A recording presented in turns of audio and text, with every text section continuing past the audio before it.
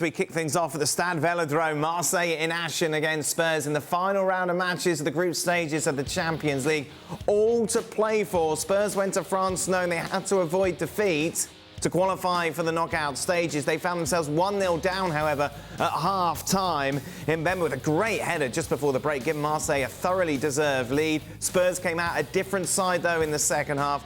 Longley making it 1-1 just 9 minutes after the break. Then a massive chance for Marseille late on. Kolasinac to make it 2-1 to the host. His header, though, he couldn't find the target. Højbjerg late on then on the counter-attack would see Spurs get the 2-1 victory and book a place in the knockout stages of the Champions League. Confirmation then is how Group D finished. Spurs on 11 points. Eintracht Frankfurt went to Portugal and beat Sporting by 2-1 to claim that second spot. Sporting in the Europa League. Marseille out of Europe completely. Well, welcome to the show. Stuart Robson, Gav Marcotti, and former Marseille captain Frank Leboeuf is with us as well. Before we get to you guys, Craig, this was Spurs, kind of as we've seen them all season. Don't turn up in the first half, and then something happens at half-time, and they're like, oh, we need to play. Yeah, it's happening too many times, Dan. Look, I don't think anybody was suggesting, because this group was so tight before these games kicked off, I don't think anybody was suggesting it was going to be easy to go to France and just, roll them over, get the 3 points, get the job done, and come back. But my God, they just make life so difficult for themselves. So dramatic, wasn't it? I mean, you just look at the stats that we put up there, would tell a story. Yes, Højbjerg got the winner at the end, but it was because Marseille were throwing the kitchen sink looking for that goal. You've got to credit Tottenham for obviously getting the job done. It wasn't the toughest of groups. They have some injuries themselves. I just can't get my head around how negative they start games. 1-0 down at half-time, lucky to be only 1-0 down. 2-0 down at Bournemouth at the weekend. I mean, we can count numerous games this season where they just haven't started well. But all fairness to them, they came back and they got the job done. But boy, at 1-1, they were hanging on. Completely. They were hanging on by the fingernails. Frank, Marseille will be kicking themselves when they, particularly in that first half, that they didn't make more of the dominance they had over Conte's side. Yeah, they will, and they rightfully, they will have nightmares tonight when they will all go to bed because they could have gone through, or at least to go for the Europa League. But yeah, they had chances the first half, and they deserve to open the score. But that miss from Kolasinac, 10 minutes before the end, it's for me really, really something I would never understand. I think it's harder to put it outside than to put it inside, and he made it. And it would have been, only fair, I think, that Marseille would go through because Tottenham didn't want to play. That's what annoys me the most about Conte tactics. He has only one option, is to defend, and when everything goes badly, it changes everything. And fortunately, he had Bissouma in the middle of the park who did the job. But going back to Marseille, yeah, Marseille did what they had to do. I said yesterday that quality-wise, Tottenham were better, but with the support of the fans and everything, something was possible, and it should have been possible. It should have been even a reality for Marseille if they would have believed in their faith. You see these incredible scenes as the Spurs bus arrived to the Velodrome. Of course, the fireworks being let off last night to interrupt them sleeping. But in the end, Robbo, you look at it, it's incredible, isn't it? The flares and the scenes, the fans did everything they could to try and push them over the line. And as Frank says, that Kolasinac effort, how did he get it so wrong, Robbo? Well, he's got to get behind it. He's trying to flick it. I'm not quite sure what he's trying to do. It comes off the side of his head in the end. If he gets in line with the ball, he just heads it straight towards goal. It was a poor effort. But Frank and Craig are right. I mean, Spurs in the first half, they're playing square. So when they haven't got the ball, they're not really going and pressing anybody. They're allowing Marseille to have easy possession, get the ball into the top third of the field, and then they're trying to defend, which is far too deep. And when they do win possession, they're too negative. 2 or 3 passes, they go nowhere, they lose possession again, and they can't get the ball into the front post. Of course, Son being injured is a bit of a handicap for them, but overall, Spurs, over the course of the last few weeks, have looked a poor side until they've had to play with urgency. And it was Bentancur today. I know Frank said about Bissouma, who played well. Bentancur, I thought, was magnificent in the second half. He started to make forward runs. He started to become that third attacking player. And he got Tottenham up the field. Without him, they'd have struggled in the game. Yeah, we saw Son come off, didn't we? And kind of thought, how are Spurs going to respond?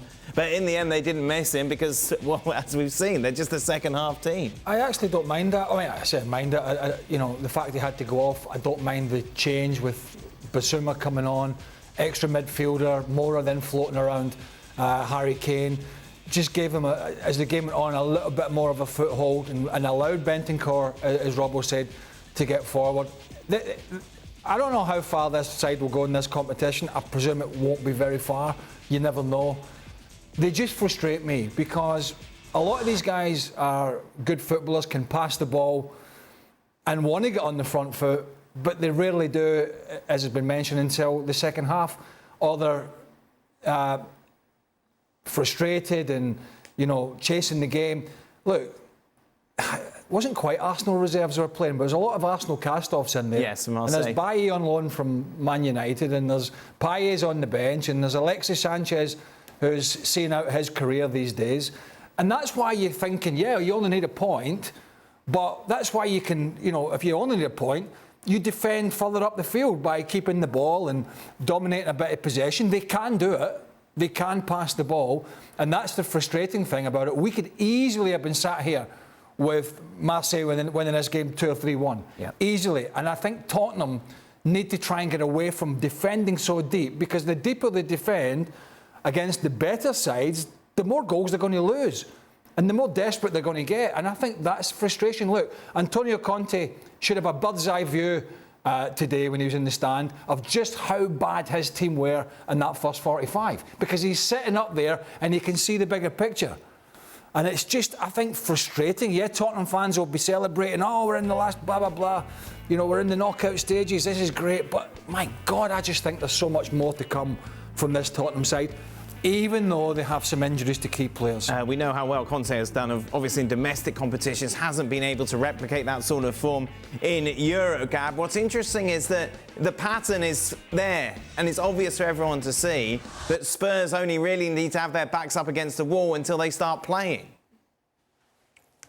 Yeah, because, you know, when your back is up against the wall, you don't really have a choice, right? You have to go and take chances. We saw that at the weekend, obviously, as well, you know, in them coming back from 2 goals down. Antonio Conte does not want to play this way. He does not want to set up to defend deep. And I think this is his frustration. It happens. It happens with the players he has on the pitch. It happens because, and I can assure you, from his seat up in the stands, he was probably shouting. And in fact, I could hear him all the way here in West London. He wants them to defend more proactively. If you look at when his teams are good, it's one of two things. Either he's got teams that are defending, but they're super comfortable defending. Think back to, you know, the Juve days when you had Bonucci and Chiellini and Barzagli, and they could sit there all day and they were happy doing that. Or he wants teams that defend higher up the pitch and take the game to the opposition. Right now, this Spurs team is neither. And when they sit back, they're not comfortable sitting and defending.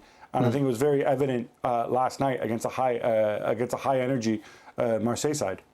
Robbo, you're a big fan of Antonio Conte. You made no secret of how much you like him as a coach. Why can't he get his ideas across properly to this Spurs side?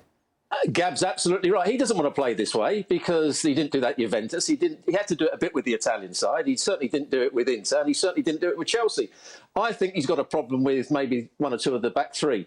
I don't think Davis is too happy about defending as a centre-half. He's played there a lot, but he's worried about his pace, so he drops deeper and deeper. Eric Dyer wants midfield players to come back and sit in front of him because he's worried about his pace. When Longley plays, he hasn't got great pace either. And then Højbjerg, he's a good footballer, but I don't think he's got great energy, so he sits deeper because he doesn't want to go and press the ball. So in that first half, not only do they drop deep, they don't press the ball in midfield, so they allow the opposition so much easy possession. And as Gab said, as Craig has said, if you defend too deeply over a course of the game, over the course of the first half, you're going to concede goals. And it needs the ball to drop to the right person. And it needs a little deflection off somebody to go in the net, as has happened in previous games. Spurs at the moment don't look a good defensive team when they drop deep. They look a much better defensive team when they're pressing higher up the field. And he's got to impose that on the team now. Robert, I feel like we've been a bit negative considering Spurs did come from behind and book a place in the Champions League knockout stages. Let me tell you, if Spurs play like that, as they played in the last 6 weeks, they won't get past the last 16. If they play like they've been playing in the last few weeks, they won't get in the top 4. Antonio Conte, and I think he's a great coach, has got to change this Spurs side very quickly. The fans are getting unhappy with it. The fans will be celebrating tonight, but they're not happy with the way the team are playing at the moment. They were booed off at half-time in the last 2 games. It could happen again this week against Liverpool. Well, thank you very much for watching ESPN on YouTube. For more sports highlights and analysis, be sure to download the ESPN app. And for live streaming, premium content, and let's not forget as well, ESPN FC 7 days a week. Subscribe to ESPN Plus.